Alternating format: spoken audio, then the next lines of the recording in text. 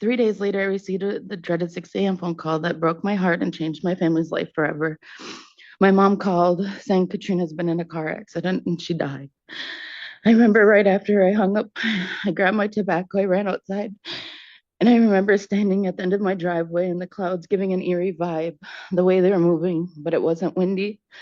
I tried to carry on with my day as usual, but once I arrived at work, I couldn't focus. I couldn't speak without crying.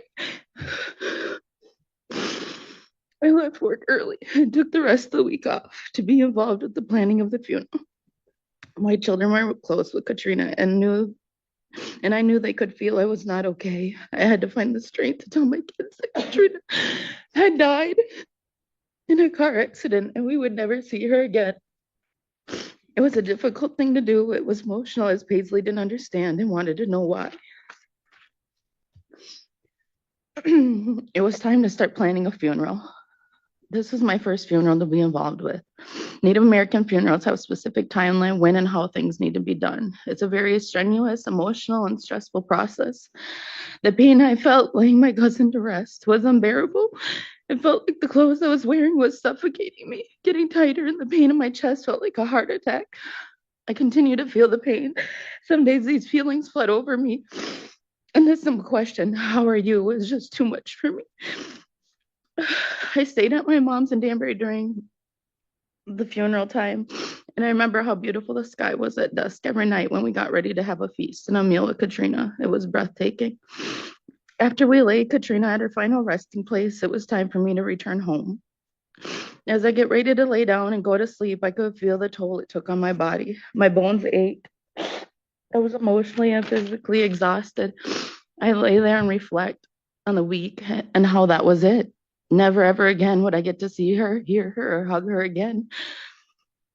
It was time to resume back to my normal life, which was difficult because Katrina was my person who I talked to on the daily, whether it be a phone call, a text, or a Snapchat. I no longer had my best friend to share the good times with or vent to get through the tough times. After her funeral and leaving Danbury, I didn't realize how traumatic it would be to return or how much it would sadden me each time I pull into Danbury knowing I won't see her.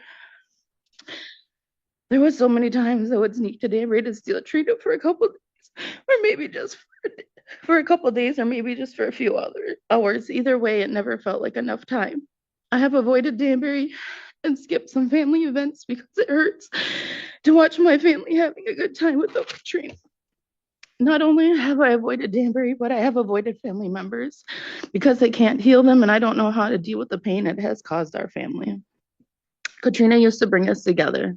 She loved every one of our family members. I have two stories for you.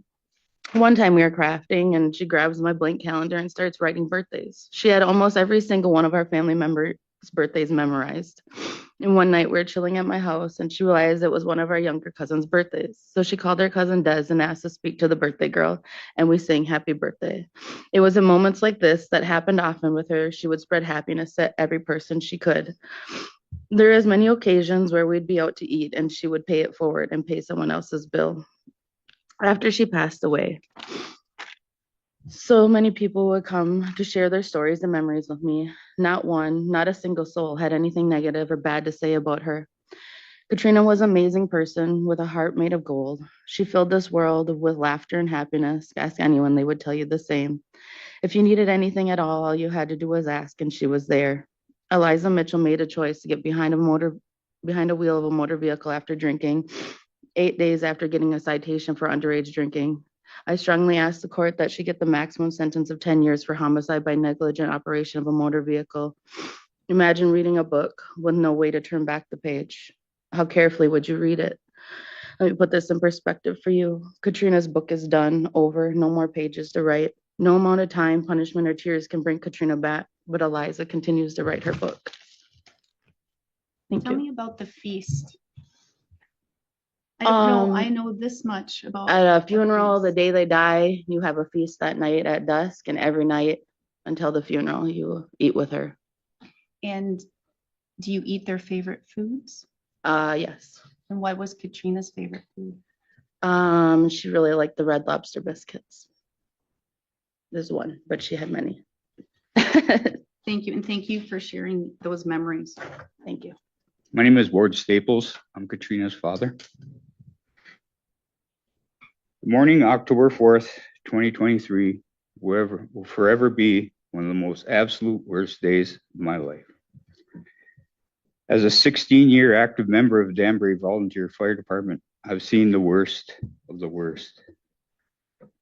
But the morning of this tragic and totally preventable accident will go down as the worst I have ever seen. That morning, Danbury Fire was paged out to a motor vehicle accident 2 miles south of Danbury. I responded to this accident, not knowing what I was about to see. Walked up to the crash scene, and my life changed. My life changed forever. It was a complete nightmare when I realized that the victim laying there was my daughter. I stood there and watched CPR in progress, and any first responder knows how violent CPR is.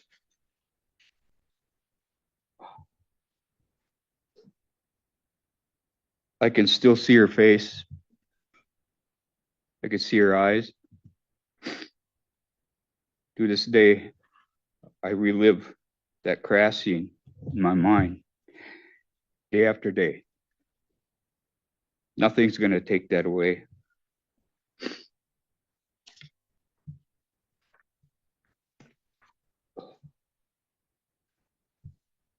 Took me a long time to be able to talk about this. Counseling, friends, my family helped me. Still, I break down and cry every time.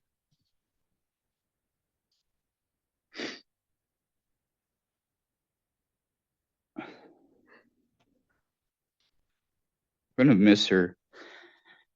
She used to call me all the time. Say, hey, Pops, what are you doing? We'd like meet, talk, tease. She was very funny. And I loved her very much. So I ask, please impose a prison sentence, please. Probation's not enough. Thank you. Thank you. Thank you all very much. You can go have a seat in the back.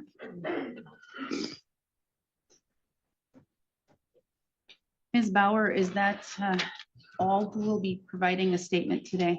Yes, Your Honor. All right, we will now turn to argument from the state. Mr. Schmidt. Thank you, Judge. I'm going to be recommending consistent with the pre-sentence investigation with one deviation. As the court recalls, I'm bound to cap at the PSI.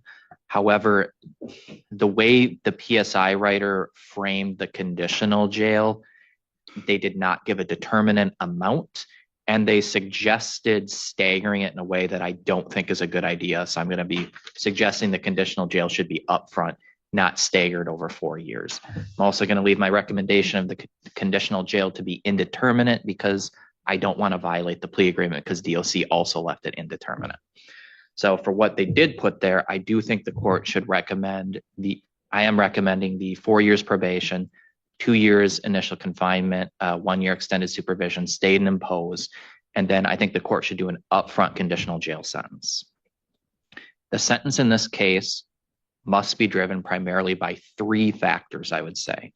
The court's heard a lot from the victims about punishment. There's a need to punish Eliza Mitchell because of the tremendous impact on all the people whose lives the victim has touched and was connected to, and the horrors that they have had because of this incident. Imagine getting a call as a first responder and seeing your daughter is the victim. Next is general deterrence. I don't normally argue general deterrence, but I think it's specifically necessary in this case, given what caused this crash and the lack of public awareness about it. And I think there's a flippancy with a lot of the public to not take it seriously. And third, rehabilitation of the offender. The PSI noted this is a low-risk offender with no criminal history. There is a goal to rehabilitate this person, no matter what. Even if the court deviated from what I argued and did a max sentence, she'd be getting out sooner rather than later. So we need to be thinking about rehabilitation. So I'm going to talk first about what this offense is, because there are statements in the PSI and statements from the victims that would imply this is an alcohol or drug-related homicide. It is not. There is a reason the police did not arrest Eliza Mitchell on that night. It's because she didn't show sufficient signs of impairment. When the blood came back, it showed she was not impaired by alcohol or THC. There was a small amount in her system, but the amount was so small, it affirmatively showed she was not impaired by it. That's why the state never charged an actual OWI, because she did not lack the clear judgment and steady hand to operate a motor vehicle. What caused this crash is something that kills countless people in Wisconsin and other states every year. You probably see signs about it by the road constantly, and people just ignore it, and that's distracted driving. What caused this crash is Eliza Mitchell was driving 80, 81 miles per hour. We know this because every vehicle has a black box. When you crash, it records what led up to the crash. She was going 80, 81 miles per hour, quite a bit in excess of the speed limit.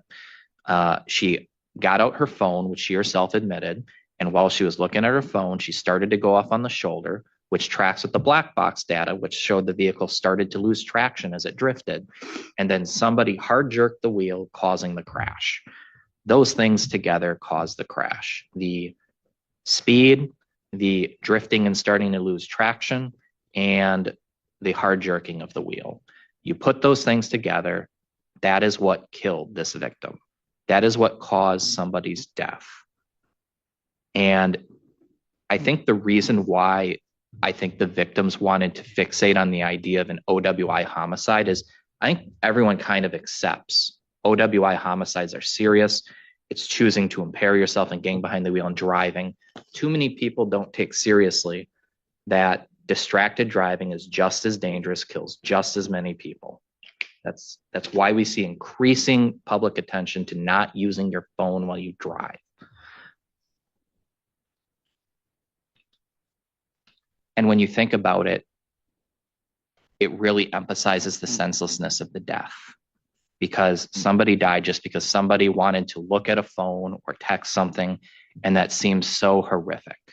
And that's part of what goes towards general deterrence and punishment here. The public needs to be made aware of how dangerous distracted driving is. There's not enough public awareness. The court should follow this agreement because the public does need to be alerted that this will be treated with the seriousness that it's merited. The punishment aspect too, that's why I think the conditional jail should be upfront. The DOC kind of recommends something contradictory in the PSI. They tell the court, hey, judge, you shouldn't do an upfront prison sentence because Eliza Mitchell's already taken a lot of steps. She's already made a lot of advancements. She's showing remorse and guilt. So sending her to prison now would detract and derail from those successes. And then they recommend a conditional jail structure where for the next 4 years, regardless of how well she's doing, she's going to go to jail for however many days, whether she's doing good, whether she's doing bad, doesn't matter. That doesn't make sense. The purpose of conditional jail in this case would be for punishment and for specific deterrence of this individual. We know that that makes the most sense up front when it's actually connected with the pronouncement of sentence. That's when it has the strongest specific deterrent effect. And that's when the punishment is most closely connected to the sentencing, when the judgment conviction is done.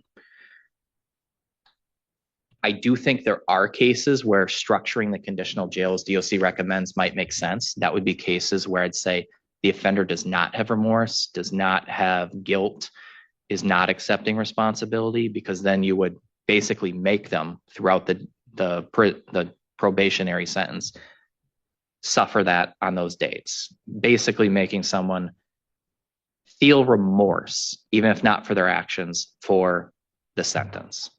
That doesn't make sense with this offender in this case. It should be upfront. It should be conditional jail. The court needs to do conditional jail because not doing any incarceration at all, I think, would unduly depreciate the seriousness of this offense. It would unduly depreciate the suffering of her family, her friends, the victim's friends and family, and all those people whose lives she's touched. To her benefit, she does have significant rehabilitative need. That's why DOC is saying don't do prison up front. She's shown a lot of remorse and advancement prior to the PSI even being done. In fact, it's arguable that the alternate PSI done by the defense argues a harsher sentence than the DOC even. And this is consistent with even law enforcement observed this prior to the case being charged out, is she had already taken strides to correct her life in the wake of this. And it's significant that nothing has happened in the years since this occurred. This happened in October 2023. We're coming up on August of 2025. This is a low-risk offender who's been law-abiding for almost 2 years now. That's something to consider for rehabilitative potential. That's probably why the DOC went with probation. As the court's aware, the court always has to consider probation first. DOC, being required by the legislature to focus on evidence-based decision-making, is going to focus on rehabilitation rather than punishment, specific deterrence, general deterrence. So that's the basis of my recommendation. I think the court should do the long end of the probation, the long end of the initial confinement, and the ES they recommend. It should do conditional jail. It should be upfront.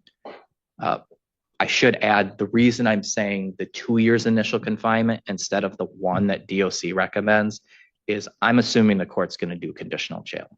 It would make no sense to do less than 2 years initial confinement on a state and imposed sentence if the court's going to do conditional jail, because the conditional jail time counts towards credit if they're revoked. So if the court did that, you'd wind up in a weird situation where if Ms. Mitchell did get revoked and the court followed the DOC's recommendation, did conditional jail, she'd wind up probably not going to prison at all. She'd just have time served off of the initial credit from conditional jail and sitting awaiting revocation prior to the revocation of the ES or the probation occurring. So that's why I think the court should go on the high end of the initial confinement. Thank you. Thank you. Mr. Gondik? Thank you, Your Honor. Would first point out there actually is quite a few things that, while certainly it's not a joint recommendation to the court, there are a lot of things that, as defense counsel, I can say we agree upon with the state and would mirror many of the things that DA Schmidt just stated. Our position, Your Honor, is we'd be asking the court to impose a sentence of 18 months initial confinement, 1 year extended supervision, that being stayed for 4 years of probation. And then ultimately leaving it up to Your Honor as far as if they'd be following the DOC's recommendation of having jail around the anniversary, or what that means entirely as far as if it's a weekend structure or a longer period of time every year. And then also in the alternative, if this honorable court's not going to agree with that anniversary type conditional jail structure, we would ask that any upfront conditional jail time be structured where Ms. Mitchell could potentially have the monitor. I can tell you, as far as my due diligence, I have reached out and have it coordinated where she would be eligible for the monitor, provided that this honorable court would grant her that opportunity, whatever that upfront amount of time would be. I would, obviously there comes another punitive aspect for it before people think that the monitor is essentially a get out of jail free card. Obviously you are being monitored as to your every move, every location. You are not free to move about as you will. And there's another punitive aspect is obviously the financial aspect. My understanding is a minimum of $25 a day to even have that opportunity to be on any sort of electronic monitor here in Burnett County. Another thing I would note, just as far as the DOC recommendation goes with this anniversary type conditional jail, I did reach out to Ms. McDowell to try to get additional clarity, and she wasn't. All right, Let's talk about that. What we just watched was one of the most emotionally devastating and legally complex sentencings you'll ever see in a courtroom. This was the case of State of Wisconsin versus Eliza Mitchell, a tragic homicide by negligent operation. And while the charge didn't involve alcohol or drugs in a legal sense, the weight of what happened and who it happened to was felt by everyone in that courtroom. Judge Mogen presided with steady control over an incredibly delicate proceeding, allowing both grief and accountability to coexist in a space that demanded both. First, the victim impact statements. They were heartbreaking. Katrina's cousin shared a vivid and painful narrative of grief, the phone call at 6 a.m., the funeral traditions of her native community, and the aching absence of someone who was described as having a heart made of gold. The imagery of Katrina singing happy birthday to family members, writing everyone's birthday on calendars, and paying it forward at restaurants gave a real sense of who she was. Then came her father, a veteran first responder, who found his own daughter at the crash scene. His testimony was raw and unforgettable. He wasn't just a grieving dad, he was a witness to the final moments of his child's life. That's something no one should ever experience. Then came the legal arguments. DA Kevin Schmidt took a firm but balanced approach. He didn't seek the maximum sentence, but he did ask for meaningful accountability, 4 years of probation with 2 years of initial confinement stayed and imposed, and conditional jail up front. His focus wasn't just punishment, it was deterrence. He emphasized that this wasn't a drunk driving case, but a distracted driving one. Mitchell was speeding, admitted to using her phone, and overcorrected, which ultimately caused the crash. That, Schmidt argued, is why general deterrence matters. Too many people think distracted driving is harmless. It's not. He even pointed out that while THC and alcohol were found in Eliza's system, they were at levels that didn't meet the threshold for impairment. The case wasn't about impairment. It was about distraction and speed. Defense counsel agreed on many points, even acknowledging the need for conditional jail, but asked for a slightly lighter sentence, 18 months of initial confinement, a year of extended supervision, and electronic monitoring in place of traditional jail if upfront time was imposed. That was a smart move, respectful of the tragedy, but still advocating for rehabilitation. The defense leaned on Eliza's clean record, her remorse, and the progress she's made since the crash. Throughout it all, Judge Mogen maintained composure and fairness. She listened carefully, asked questions when needed, and created space for both legal clarity and emotional expression. There was no moral grandstanding, just real people dealing with the consequences of a moment that changed lives forever. So, what do we take away from this? That negligence on the road, whether due to phones, speed, or distraction, can be fatal, that families can be shattered in seconds. And that in sentencing, courts are not just weighing time, but weighing human loss, public safety, and the chance for redemption. If you found this hearing insightful, consider subscribing, hitting the bell, and letting me know your thoughts in the comments below. I read every one.